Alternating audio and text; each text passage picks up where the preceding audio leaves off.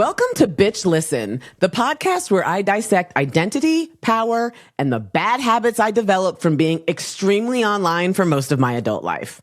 I'm your host, Imani Gandy, angry black lady if you've ever been on the wrong end of one of my opinions. It's December, which is already a hostile time of year. I don't like the holidays. I never have. Historically, this is when I cope by arguing with strangers online and pretending that counts as community. Romance? Ugh. Affection? I mean, I've always appreciated it, but for other people. When it's aimed at me, I experience the sudden urge to disappear. So imagine my irritation when this year, I'm fine. I'm calmer, less reactive, less interested in discourse for sport. I'm spending dramatically less time yelling at men with eagles in their bios. And this is deeply inconvenient for me because I basically built an entire personality around being annoyed online. Right. Okay. And a big reason for that is sitting across from me right now. Well, not really across from me. She's in the dining room and I'm in my office. Today's guest is my partner, Portia Burch. Now, we're not doing a Hallmark holiday episode. I'm not that sappy. No cocoa, no sweaters, although we do have matching Savage X Fenty onesies and it's super adorable. But there's no pretending the world isn't still a mess. We're talking about companionship, about Black joy, and what happens when someone quietly disrupts your coping mechanisms, like my very committed relationship with online discourse. We're also going to be talking about how being with the right person can change how you move through the world, including for me, how often I used to just reach for an online argument just to fill the empty space in my life. I'm not a mushy person. You can ask Portia. She'll tell you. But I'm deeply grateful that I met her. I used to joke with my friends that I was going to be single forever because you can't meet anyone without going outside, and outside is terrible. Like, have you been there? Have you been outside? I've been. Do not recommend. 0 stars. Also, I'm weird and awkward, and I sing songs to myself about nothing. I make weird faces. I love nerdy shit. So I met my partner without going outside. So ha. They said it couldn't be done. I did it. And she's weird and she's awkward and she makes funny faces. And whenever I sing a song to myself about nothing, she literally immediately stops what she's doing, throws one hand up and starts dancing. And this morning I got a text from her that said, I'd wait outside the Pandorica for you. And if you know, you know. Welcome to my partner and LOML, Portia Burch. Hello, how are hey, you? Portia. Snaps. No, snap. So, before we get into us, how do you usually experience the holidays? Are you a December person or more of a let's just survive and move on person? Let's just survive and move on person. I'm not a fan of the holidays. I haven't been for years. It's just not fun for me. I've done like the act before and in previous situations, but I don't like the holidays. It's like just try to power through them, you know? Yeah, that's me. Like just nothing exciting. Like it's December, meh, whatever. Yeah. So what does Black joy look like to you in very just ordinary, unremarkable ways, especially during a season that feels super heavy and super performative? I think just being able to exist as you are. I think being able to be in the moment and be with the person that you love, with the family that you've created. I think that embodies Black joy to me. I think that it's important that we don't try to perform to what's expected of being out there and being extravagant, whatever the case may be. It just allows people to be, especially when you have people that aren't huge holiday fans to begin with. And just finding a way to make the holidays fun for them. That to me is Black joy. Like, how can we have fun and it's December and we can make it a holiday tradition? Last December was temporary. Like we spent the holidays together, but it was temporary. And I'm going to say like, it was all my idea, right? Like this whole thing was literally all my idea. I invited her to come for the election because I just presumed, I had hoped really beyond hope that Kamala Harris was going to win. And if she didn't, I didn't want to be sitting alone in my house, you know, having heard that Donald Trump just won with nowhere to sort of put that energy. So I was like, hey, Portia, you should come for the election and then stay for Thanksgiving, you know, so it was going to be a month, like a whole month, which for me is a huge deal. Like you can ask my friends, and they'll be like, they'll say to Portia, she let you stay for like an extra 6 days. That's crazy, right? That's exactly And what so happened too. that's literally what happened. And so last December was temporary because technically you were supposed to leave in January, but then you didn't because I was like, why But then are I you didn't. leaving? Right. So what's felt different to you about this December versus last December? Because like this December, we've been building a life together. Last December, it was Right. still sort of like, what's happening? Last December was cute because you got me excited about the tree. You got me excited about like certain things about the holidays that weren't all like, let's watch all the holiday movies and everything. So that was different. It was new and it was cute. This year, like you said, we've been building a life, and so pitting up the tree and the wreath and the stockings this year, it just felt like a family tradition. Nothing like, oh, I'm so glad you're here. Let's do this to make some memories. Now it's like, this is our family. Let's make some memories for our family going forward. So it was really cute. Like, I think it just kind of made me still like the holidays. It made it so like last December wasn't just a novelty. Like I only liked it because I was here visiting you. It's now become something that's like, I like it. This is cute. Let's put our tree up. Let's do Yeah. something cute. Yay. From your perspective, like what does home mean to you now that you've made this big geographic move? Like tell people how you got here, where you're from. Like what's your deal, Portia Burch? Are you gonna make me cry like at 10 minutes into recording? I don't know. I might cry. Listen, I'm a Cancer, the opposite of We're Imani both Cancer, so I cried cancers. everything. Well, you cry too. I So home do. to me, home is, and this is as cheesy as it might sound, home is like who I'm surrounded by. I lived in Omaha, Nebraska, is where I'm from originally, and that felt like home because I grew up there. I moved to Chicago, and that felt home-ish because it was my move. But living here now and creating this home with our dogs and with you and just building out the things that we've done together, like the griddle that we got, the decorations that we got together. All these little things are making this home. And it's even more special because I love this home that we live in, but it's really about just being happy where I'm at, where my feet are, with the people around me. That's home to me. I love that. Honestly, for me, like I bought this house in April 2022 and I lived here. And for a while, I was just kind of like, I don't know why I moved here. Like, I know why I moved here. It was sort of on a whim, right? My work wife, Jess, lives here. I came here for a fundraiser and I just sort of never left. And I thought, well, I need to find a place to live next to like a married couple that I like, right? So I can have friends, but like I like both partners. Like I love Jess. I love her husband, Kelly. I didn't really know anybody else here. And so I started to feel a little bit lonely and a little bit like, why did I move here again? Like, why am I in Colorado? Like, of course I love Jess and Kelly, but I wasn't seeing them as much as I would have liked, which makes sense. They have 2 kids and 3 dogs, right? Like when you're 50, it's not the same as when you're in your 20s where you can just pop over to someone's house and just hang out and watch movies and watch TV. People have responsibilities. And when you're single, you kind of feel like, I don't want to infringe on other people's time or, whatever they need to do for themselves. So I was just starting to feel really lonely and isolated. And I remember, I was feeling that way at Christmas 2023. Because, part of this episode is me talking about why it is I don't feel the urge to be online so much. Like I don't feel the urge to go and argue with people at Christmas. And that really used to be a Christmas tradition. Like the annual Angry Black Lady Christmas dragging, which was really about isolation and me watching people, their curated lives on social media. I mean, maybe they're not happy. I don't know. But in my view, it was like these happy families with their trees. And I'm sitting here just like, wow, it's really isolating living somewhere like kind of in the middle of nowhere by yourself. So now that you're here, it's like everything changed, right? Like everything was brighter. Everything was more fun. I wake up and I don't feel that sense of dread. Like, oh God, Siri might be the only person I talk to today. It's sort of, Right. It's just been really sort of revelatory. And you're the first person I've ever lived with. I've never lived with a partner before. So all of that has been new, like learning how to communicate, learning how to say the things that you mean when you mean them and not say things out of order. Like I did when I said I thought we were moving too fast after you've already gotten rid of your apartment in Chicago. You can tell that story if you like. So I don't know. I feel content in a way that I never thought that I could.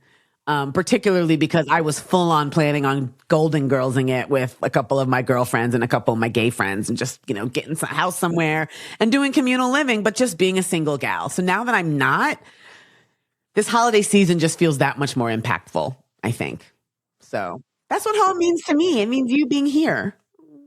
I like that. And I'm glad that I'm here, even though you tried to kick me out. Can I tell that story now? Please tell that story, yes. Listeners. The shame. The shame. Just a quick story. So, like Imani mentioned, I came out for November. I stayed through the election, through the holidays. I was going to leave in January, and then I didn't. And this was maybe February, late February, something. I'm in the kitchen. I'm feeding the dogs, minding my business. And I hear from the living room, "Hey, Portia." And I stop for a minute. "Yes." And Imani says to me, "I think we're moving too fast." I stop everything. Everything just stops. I'm like, wait a minute. Hold on. Wow. We've discussed me living here. I live here now. My apartment in Chicago's gone. And in the most dramatic sense that you can imagine, I go outside with the dogs were outside, and I'm just looking out into the distance because I refuse to let her see me upset. But the good thing about that is, like you mentioned, communication is something that that we have to work at, just in general, you, me, we in general. But the communication, I demanded that you talk through that. Like, Yeah. I sat down, I'm like, we're going to talk about what's going on instead of me running like I normally would. So I think that that's important too. I think that also makes this home is that we were able to talk through that very big conflict, and I'm still here. Yeah. And then that couple days later, I got a pen in the mail that asked me to U-Haul with you after you tried to kick me out. That's right. I bought her this pin on Etsy that was like, want a U-Haul? And it was just like a picture of a U-Haul and a rainbow flag. But 3 days prior, she's like, "Get out." I didn't say get out. I was just concerned. I was concerned. And like I said, I haven't lived with anyone before. So it was difficult for me to sort of, I don't know, express myself in that way, What I find really interesting and what I've found so revelatory about being in a partnership with you is how I can just be me, right? Like, we don't sleep in the same rooms. I have a wonderful house where I have an entire mother-in-law suite in the basement. Washer, dryer, full kitchen, the whole nine. Of course, all the cooking happens up here and we hang out up here. But you have your space and I have my space.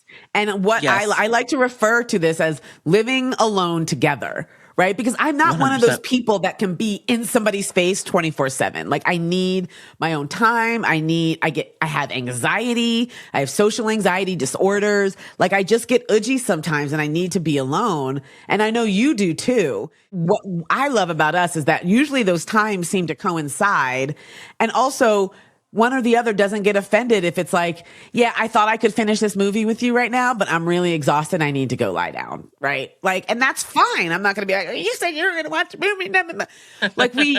There's just been no feeling that I have to change who I am in order to, I don't want to say accommodate you because I do accommodate you, but it doesn't feel like accommodation. It just feels like living. It's a compromise. It's a compromise is what it is. And it doesn't even really feel like compromise. It just feels like I'm doing these things because I know what she needs. She knows what I need. And that's just, it's just easy. I didn't think that being in a relationship could be as easy, but also as hard as it is because being with a late stage queer, I mean, Jesus Christ, I thought that there was no way in hell that you would want to do that. I remember on our first date, I made some reference to gold star lesbian. You were like, I hate that term. Can you explain to people why you hate that term? Yeah. So if you're not familiar with the term, gold star lesbian is a lesbian who has never slept with a man. And I hate that terminology because it dismisses and it discounts the experiences of late stage queers. It dismisses the experiences of early stage queers who might have slept with men because they thought that's what they were supposed to do. There is no prize in being a woman that's never slept with a man. There just isn't. It doesn't make you a better lesbian than somebody else. It doesn't make you a better lesbian than a bisexual woman. It's ridiculous and it's dismissive. I don't like it. I think it's nonsense. And I remember you telling me that on our first date which in my mind, I was like, there's absolutely no way this woman is going to be interested in me. Like, there's just no way. And so I remember you telling me that and you thinking it was biphobic and you thinking that it was exclusive of trans people or non-binary people. It's just a very exclusive way to live your life. And when I heard you say that, I was like, ooh, maybe I do have a shot. Because so much of what I'd heard about being late, coming out late, is that there's so many lesbians who just don't want to deal with that, right? They don't want to deal with someone who may be confused or someone who doesn't know what they're doing or someone who hasn't really thought about the implications.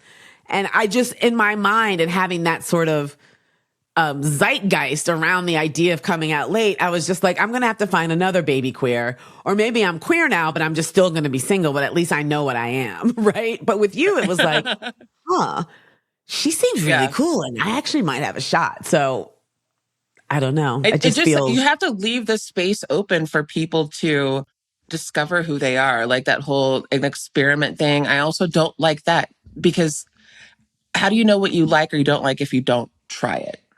Right? Yeah. Right. Like at some point, if you have this curiosity, if you want to find out if that is who you are, you have to put some practice into it, you know? And I also don't think it's fair to say that if you haven't had any experience, I don't want to be with you. I know that's some people's preference. You know, they don't want to deal with somebody's first time. But my thought to that is everybody had their first time. Everybody had their first relationship. That means that somebody gave you grace at some point. And I think we need to leave space for that. If we don't offer somebody an opportunity to be in a queer relationship because they identify as queer, how are they going to know that they want a queer relationship beyond just this thing out in the universe? You know what I mean? Like, we have to leave some grace for people to have their first time experience. Yeah. Yeah.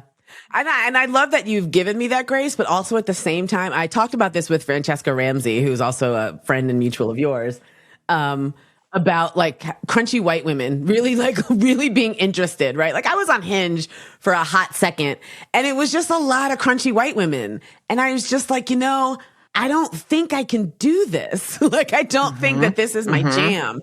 And there's something so just revelatory about being in a relationship with another Black woman and just having that baseline understanding about how it is that Black women move through the world, how it is we're received, and how we can understand how one another's feeling in reaction to news or the world or an experience or a microaggression without having to talk about it.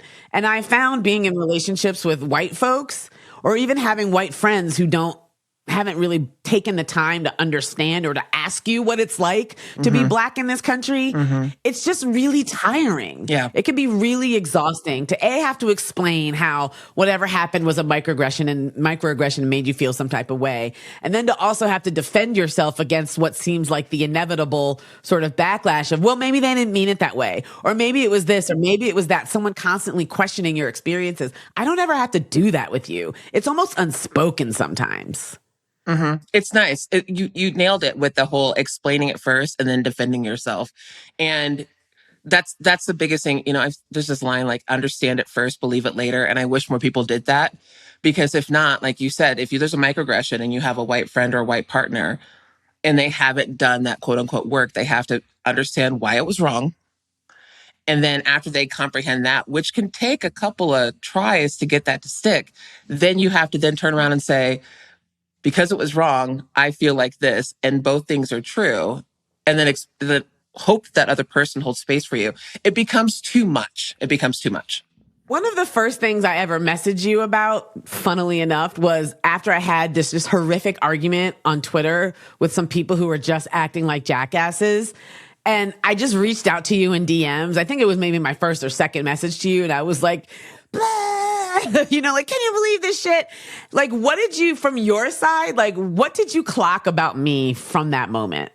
I mean, honestly, first I was surprised that you were DMing me. I don't know if the people know that I had a crush on you for a very long time. So the fact that you slid in my DMs, I was like, well, this is something. And so when you were explaining like what you were going through and then seeing it too, I felt honored that you reached out to me to have a space to like verbally vomit what you were feeling. And then I also felt like this woman knows how to stand in her truth and not back down to the bullshit that we see on Twitter and other places. I was like, this is impressive. And I had already enjoyed what you what you gave to us on the internet anyways. And I'd seen a couple of your draggings. I think the real estate agent was the one that really got me involved.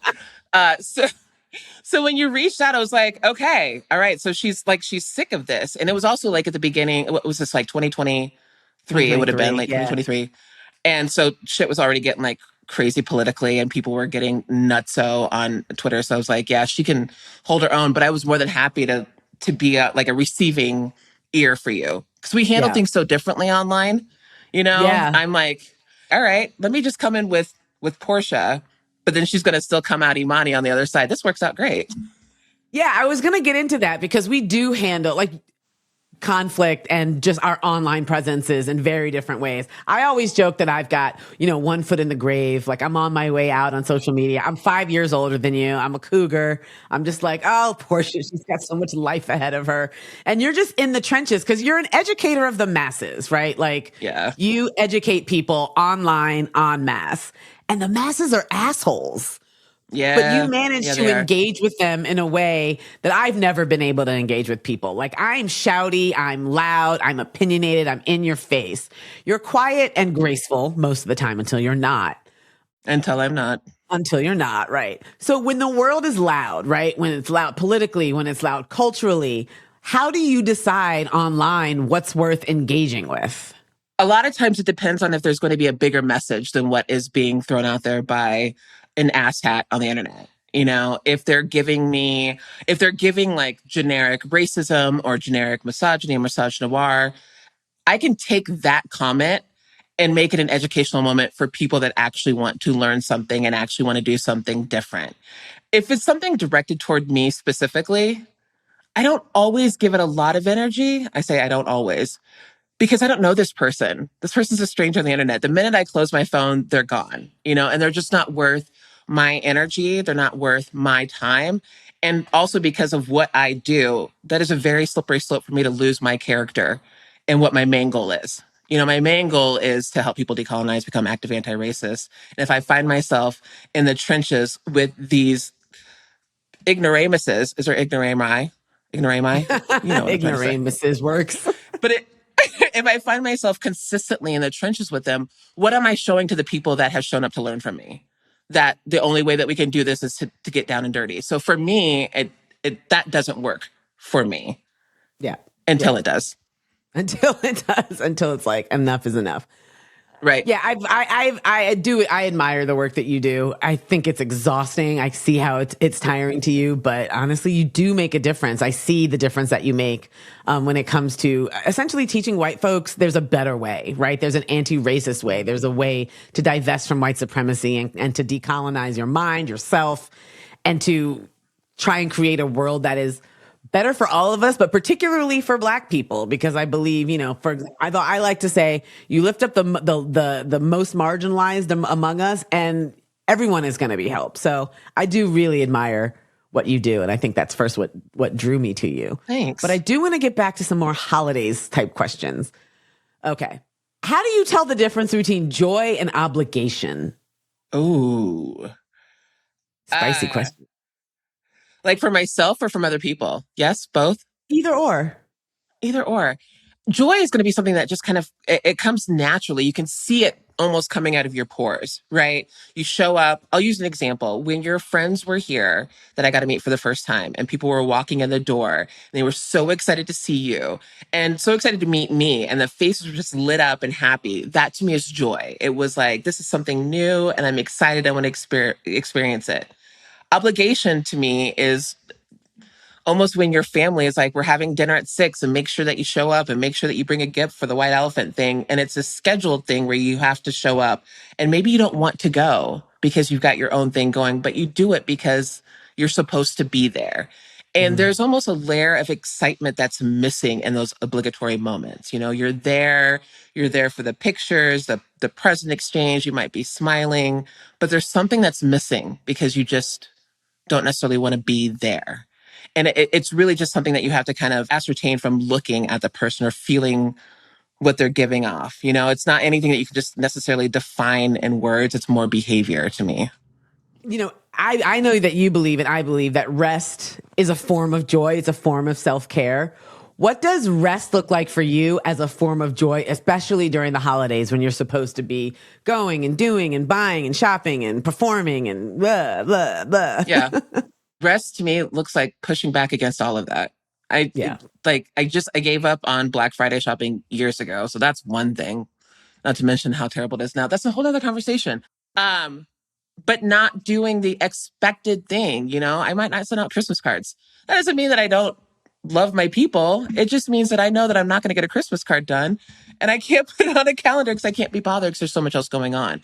I think it also means like just being easy with what happens around the holidays. A phone call, maybe a letter later, meet up after Christmas, meet up after New Year, just allowing your body to do what it can in that moment and not feel like you have to perform to what society thinks is the holidays and being up and about in a holiday spirit all the time. No. In terms of like a good low key holiday day, like what does that look like for you? Ooh, I would like some hot chocolate like you made for me last year. I saw those pictures. So I want some of that. Yeah. Lounging about watching Christmas movies. What is the Gina Davis movie that you introduced me to that's not a Christmas movie? Long Kiss Goodnight. Long Kiss Goodnight. So now that's a tradition. Yes. But just kind of just being loungy, movies, maybe some video games, maybe a little hot toddy along the way, just very slow, a hot toddy, very slow and leisurely. No set plans. I don't want to schedule on Christmas. Yeah. No. Yeah. Yeah.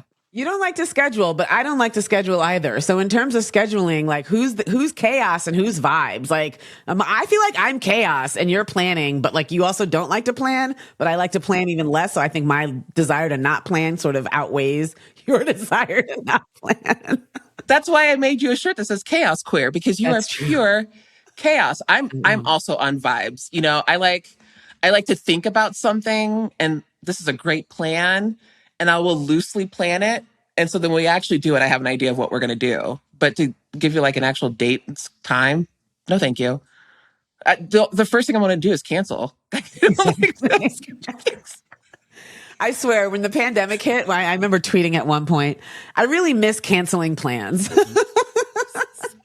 Because it's so real. Like I remember we were supposed to go to brunch with one of your friends and you came up because you weren't feeling well. And I was like, babe, it's fine. I love a canceled plan. Like it's my favorite thing to do is cancel plans. It's just nice.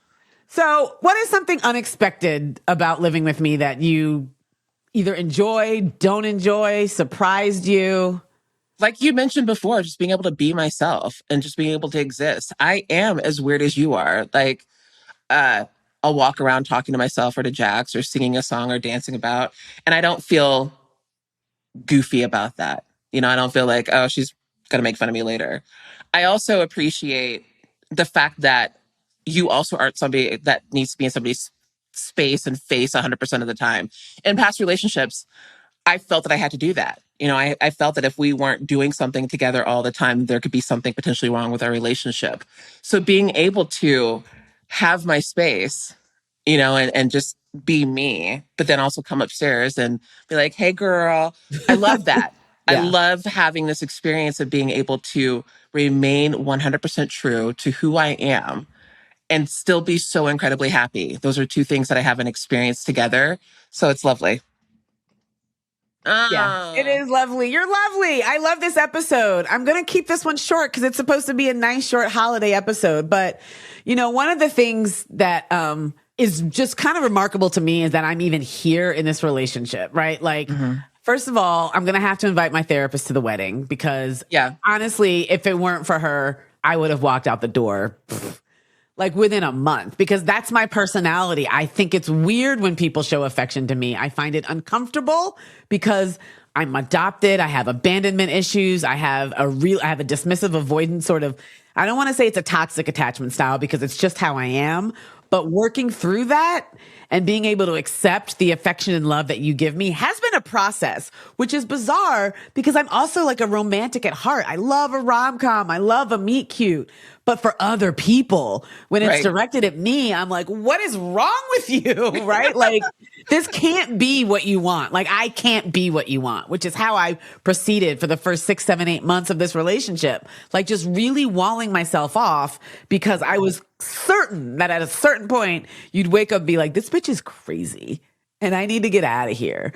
And so the fact that now that's not going to happen. I feel content. I don't feel like I'm waiting for another shoe to drop.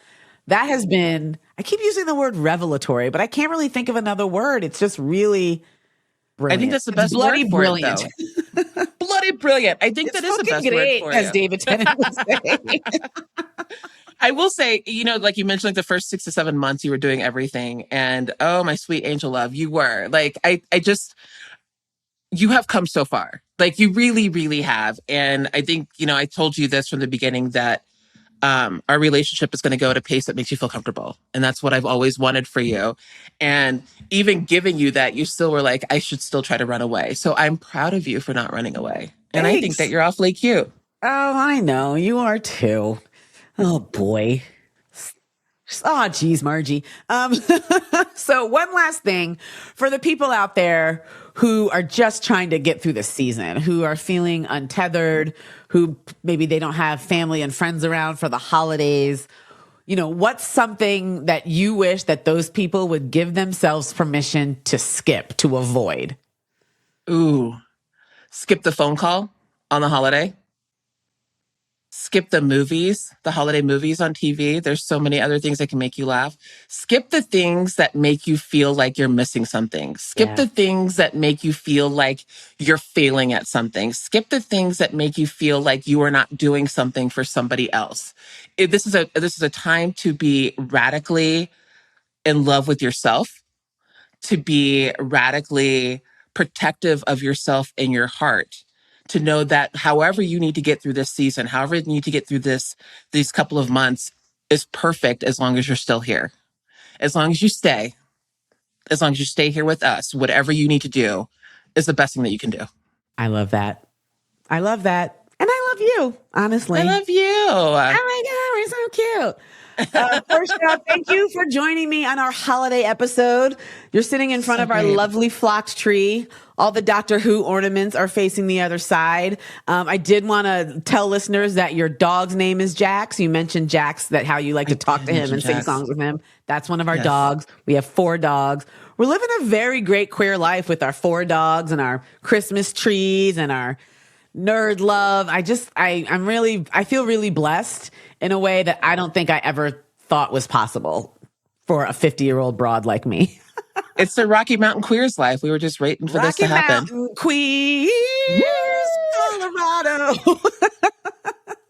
Do you see how I just jumped in again? Exactly. See, anytime I start singing, you start dancing. Thank you so much for being here. And thank you. I guess we'll see you in the living room soon. Yeah, I'll see you around the corner. Okay. All right, bye. That's it for this episode of Bitch Listen, featuring the LOML, Portia Burch, an amazing woman who I am so glad that I met and live with. I can't even explain it to you. If there's a through line here, it's this. Black joy doesn't require a matching outfit, although sometimes it helps. It doesn't require a perfect tree, although again, sometimes it helps. Or a well-curated Instagram story. Sometimes it's just choosing rest. It's choosing ease. It's choosing to log off. However you're getting through this season, whether you love the holidays or you're just counting the days until January, I hope that you find a moment that feels like yours and nobody else's. Bitch Listen is part of the Rewire News Group podcast network, along with Boom Lawyered, where Jess Pieklo and I break down the law, the courts, and the latest in constitutional nonsense so you don't have to. If you like this episode of Bitch Listen, please share it with a friend, leave a review or a comment, or send it to someone who really doesn't need one more holiday group chat.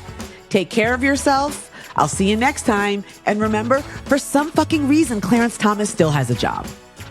See you on the tubes, folks.